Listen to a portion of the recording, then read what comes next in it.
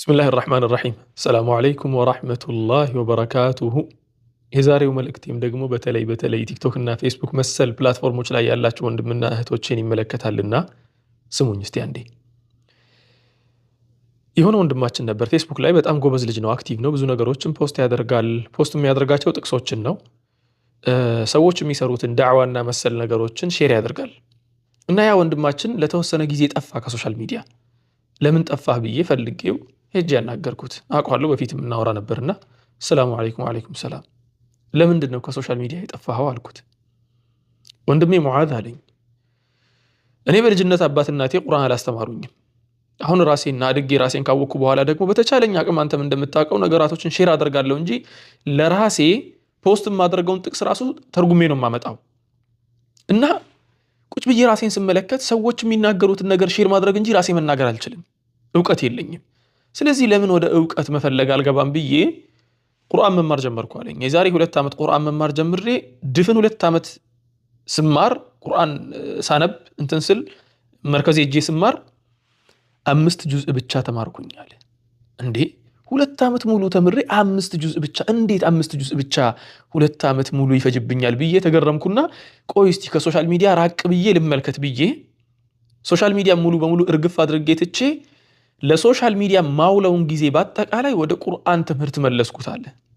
አላህ ምስክሬ ነው፣ በአንድ ወር 25 ጁዝ ختمኩኛል። አስባችሁታል? 2 ዓመት ሙሉ ሲማር የነበረውን 5 ጁዝ ብቻ የተማረውን ነገር በአንድ ወር ውስጥ በ2 ዓመት ኢንጃዝ ያላደረገውን ነገር አደረገ።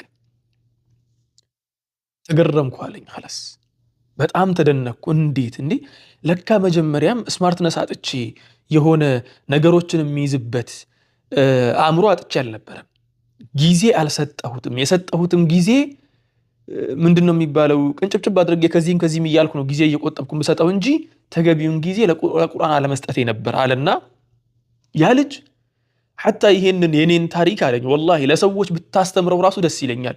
ብዙ ወንድሞቼና እህቶቼ ሶሻል ሚዲያ ላይ ሲቆዩ ዳዕዋን ሲከታተሉ ዳዕዋ የሚያደርጉ ኡስታዞችን ሲሰሙ የተማሩ ያወቁ ይመስላቸዋል። እኔ ደግሞ አሁን ገና ገባኝ ነገሩና በተቀሩት እነኚህ 6 እና 5 ወራቶች ደግሞ ሌላ ኪታብ ጀምሬ አልহামዱሊላሂ ረቢል ዓለሚን ኡሱል ሰላሳን ጨርሻለሁ፣ ኪታቡ ተውሂድን አሁን እየተማርኩ ነው ብሎ አስደመመኝ ማለት ነው። ለእናንተም ልናገር የመጣሁት ይሄንን ነው። ሶሻል ሚዲያ የሚባለው ነገር ቲክቶክ፣ ፌስቡክ መሰል ነገሮች በአጠቃላይ አልጎሪዝማቸው የተሰሩበት አሰራራቸው እንኳ ብትመለከቱ አሰራራቸው ስክሮል እንድታደርጉ ነው። በቃ ስክሮል እያደረጋችሁ የሚያስቀውን የሚያዝናናውን የእናንተን ዶፓሚን በደንብ አድርጎ ከፍ ማድረግ የሚችል መመንጨቱን ከፍ ማድረግ የሚችልን ነገር እየተመለከታችሁ ረጅም ሰዓታት በዚህ ሞባይል ኮንትሮል ተደርጋችሁ እንድትቆዩ ነው የሚሰራው። ሲሰራ ራሱ ላይቭ ትገባላችሁ ለመስማት። ስትገቡ የሆነ ኡስታዝ ላይቭ እያስተላለፈ ነው፣ ንጽጽር ላይ ነው። ንጽጽር ደግሞ በነገራችን ላይ ነው ደስ የሚል ነገር አለ። የሆነ የሰው ልጅ እንትን ይወዳል፣ ግብግብ ይወዳልና መከራከርን የሆነ መፋለምን ይወዳልና ንጽጽሩን ምሽቱን ሙሉ ስትሰሙ አድራችሁ እከሌኮ በጣም ጎበዝ ነው የሚለውን ነገር ብቻ ነው ይዛችሁ የምትመለሱት። ይሄንን ታውቃላችሁ። ዳዕዋ የሚደረገውን ነገር ሰምታችሁ መጨረሻ የምትወጡት የሆነችን ትንሽ ኮንሰፕት ብቻ ይዛችሁ ነው የምትወጡት እንጂ ዒልም ተደርጎ ለሰው መናገር የምትችሉትን ነገር ይዛችሁ አትወጡም። ከመቶ ሰው አንድ ሰው የሚጠቅመውን ትልቅ ዕውቀት ቀስሞ አይወጣም ከላይቭ ቪዲዮዎች ማለት ነው። ወላኪን እዚሁ ሶሻል ሚዲያ ላይ ቴሌግራም እና ዙም ላይ የሚማሩ ቁጭ ብለው ትምህርት የሚማሩ ልጆች ግን አሉ። እኔም አውቃቸው ልጆች አሉ። አረብ ሀገር ሲመጡ ፋቲሃን በቅጡ መቅራት የማይችሉ ልጆች አላህ ምስክሬ ነው ከመማር አልፈው ቁርአንን ከማختም አልፈው ብዙ ጁዝኦችን ሒፍዝ ከማድረግ አልፈው በኢጃዛ መልኩ ማለትም በኢጃዛ ስታንዳርድ ተጅዊድን ቀርተው ከዚያም አልፈው የተለያዩ የሐዲስ ኪታቦችን ተምረው እያስተማሩ ወንዶችን አይደለም እያልኩ ያለሁት እንስቶች ሴቶች እህቶቻችን ኪታብ ከመማር አልፈው እያስቀሩ ነው። የት ሆነው? መዳም ቤት ሆነው የመዳምን ስራ እየሰሩ በጆሮአቸው ያዳምጣሉ። ማታ ላይ ስራቸውን ጨርሰው ቤት ሲገቡ አብዛኞቻችሁ ከእውነቱን እናውራ ከተባለ ስራ ይበዛባችኋል አይደል? ናም ቤት ስትገቡ ምንድነው የምትሰሩት? ቤት ስትገቡ በቃ ቁጭ ብላችሁ ቲክቶክ ላይ የሚተላለፈውን ነገር መመልከት። እከሌ እኮ ዛሬ እኮ ለእከሌ እንዲህ ብሎ መለሰለት፣ እከሌ እኮ እንዲህ አለው እንጂ ያንን እዚያ ጋር የምታባክኑትን ጊዜ ወደ ዕውቀት ጊዜ መልሳችሁ በቴሌግራም በዙም መሰል ነገሮች ዕውቀትን የምትቀስሙ ከሆነ ልክ አሁን እንደነገርኳችሁ ሴቶች እህቶቻችን ቁርአን የማትማሩበት አንዳችን ምክንያት የለም። በዒልም የማታድጉበት ለራሳችሁ ተምራችሁ ሌሎችን የማታስተምሩበት አንዳችን ምክንያት የለም ማለት ነው። ስለዚህ አሁን 5 ነጥቦችን ብቻ ላንሳላችሁ ከዚህ ጉዳይ ጋር ተያይዞ። የመጀመሪያውና ትልቁ ነጥብ ሶሻል ሚዲያ የሚባለው ነገር ሁሉም ሰው በሩን ከፍቶ የሚያወራበት ትልቅ ሜዳ ነው። ሁሉም ሰው ይሄም መጥቶ ስለ ኢኮኖሚ፣ ይሄም መጥቶ ስለ ፖለቲካ፣ ይሄም መጥቶ ስለ ዲን፣ ይሄም መጥቶ ስለ እንትን፣ ይሄ ስለ ሐዲስ፣ ይሄ ስለ ኡሱል፣ ይሄ ስለ ፊቅህ፣ ሁሉም መጥቶ በሩን ከፍቶ ይናገራል። ሚል ለማንቀባፍ ሙከ ለመያበተኒ ይባላል። 2 እግር አለኝ ተብሎ 2 ዛፍ አይወጣም። ምክንያቱ ውስጥ ይባል ዛፉ ንፋስ መጥቶ ዛፉን ካወዛወዘው መሰንጠቅ ሊመጣ ይችላል። خلاص ለሁለት ነው የምትተረተረው። 2 እግር አለኝ ተብሎ 2 ዛፍ ላይ አይወጣም። ሶሻል ሚዲያ አለኝና ሁሉንም ዳዕዋ የሚያስተላልፈውንም ዕልም የሚሰጠውንም ሁሉንም እየሰማው ሲሄድ ተጠቃሚ አልሆንም። አበደን አልጠቀምም።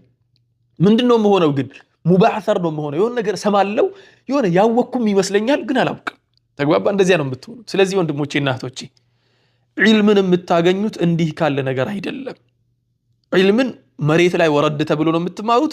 አሊያም ደግሞ የሆነ ፕሮግራም አድርጋችሁለት ቲክቶክ ላይ ቴሌግራም ላይ ሊሆን ይችላል፣ ቲክቶክ ላይም ሊሆን ይችላል። በነገራችን ላይ በመድረሳ መልኩ ስርዓት ባለው መልኩ ኪታብ ወስዳችሁ ቁጭ ብላችሁ በጥሞና አዳምጣችሁ ደግማችሁ ደጋግማችሁ ያን ነገር መውሰድ የምትችሉት እንጂ ትሰማላችሁ እንጂ ሰማዕና ኢስቲማዕ ይለያያል። መስማት እንጂ ማዳመጥ የሚባለው ነገር እድሉን አታገኙም ማለት ነው ሶሻል ሚዲያ ላይ ስትሮጡ። ሁለተኛው ማነሳላችሁ ነጥብ ደግሞ አሁን ያነሳሁትን ነጥብ ላስረግጥላችሁ። መስማትና ማዳመጥ ይለያያል። የመጀመሪያው ምንድነው ያልኩት? ብዙ በሮች ናቸው የሚከፈቱት። ብዙ በሮችን መስማት ደግሞ የበለጠ እናንተን ተሸቱት ያደርጋችኋል፣ ይበትናችኋል እንጂ ሰብሰባ ያደርጋችሁም ዕውቀት አያስቀስማችሁም ማለት ነው። ሁለተኛው ምንድነው? መስማትና ማዳመጥ ይለያያል። ሶሻል ሚዲያ ላይ የምትሰሙት ነገር የመስማት ነገር ነው፣ የማዳመጥ አይደለም። በማስረጃ የተደገፈን ነገር የመውሰድ ነገር አይደለም። ሁለተኛ ይሄ ነው። ሶስተኛ ላይ ማነሳላችሁ ነጥብ ደግሞ መሰላችሁ ሶሻል ሚዲያ የሚባለው ነገር በራሱ የተፈጠረው ብዙ ሰዓት እናንተ ስክሪኑ ላይ ፎከስ አድርጋችሁ እያያችሁ እንድትፈጁ ነው እንጂ ዕውቀት ቀስማችሁ የሆነ ነገር ላይ በጥሞና እንትን ብላችሁ እንትን እንድታደርጉት አይደለም። ይሄንን ነገር ማወቅ አለብን። ሶስተኛው ነጥብ ፕሊስ እንወቅ።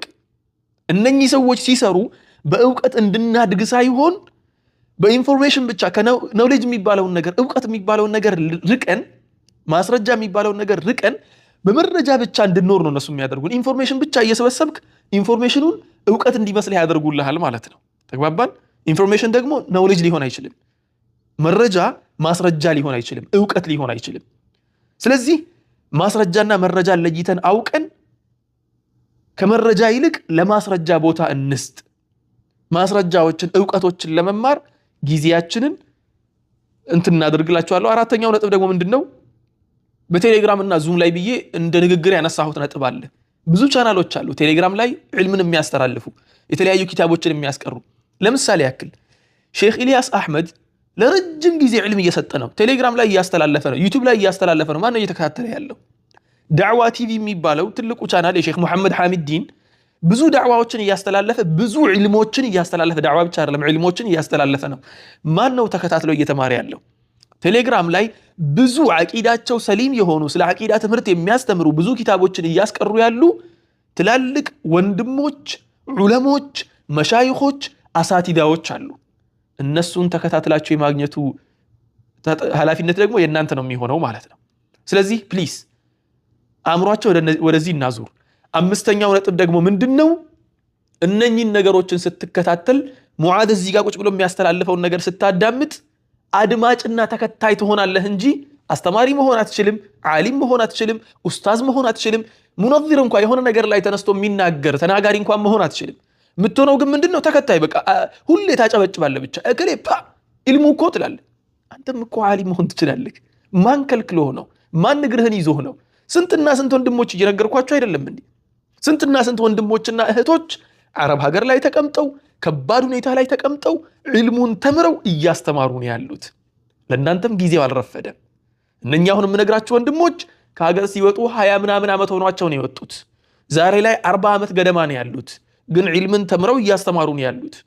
ስለዚህ ፕሊስ ጉዞ ወደ ዕልም፣ ጉዞ ወደ መማር ይሁን እንጂ ሶሻል ሚዲያን ስክሮል ማድረግ ማንም የሚችለው ነገር ነው። ፕሊስ ጊዜያችሁን ቆጠብ አድርጉና እንዴው አንድ ወር ብቻ ሰጣችሁ እስቲ ሞክሩት። አይከፋም። አንድ ወር ሞክሩና የማይሆን ከሆነ ትመለሳላችሁ ወደ ሶሻል ሚዲያ።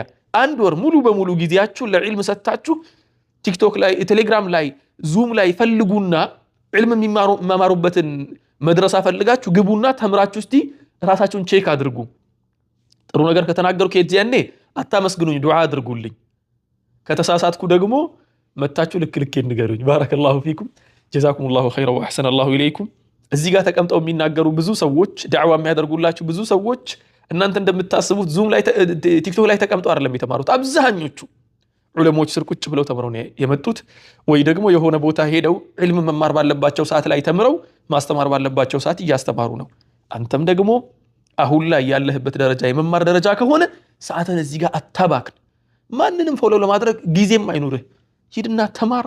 የተማርከውን ነገር ለማስተማር ደግሞ ጣር እልሃለሁ። አላህ ስብሓነሁ ወተዓላ ሐቁን ይወፍቀን። نسأل الله سبحانه وتعالى أن يجعلنا ممن يستمعون القول فيتبعون أحسنه. سبحانك اللهم ربنا وبحمدك أشهد أن لا إله إلا أنت أستغفرك وأتوب إليك وآخر دعوانا أن الحمد لله رب العالمين والسلام عليكم ورحمة الله وبركاته.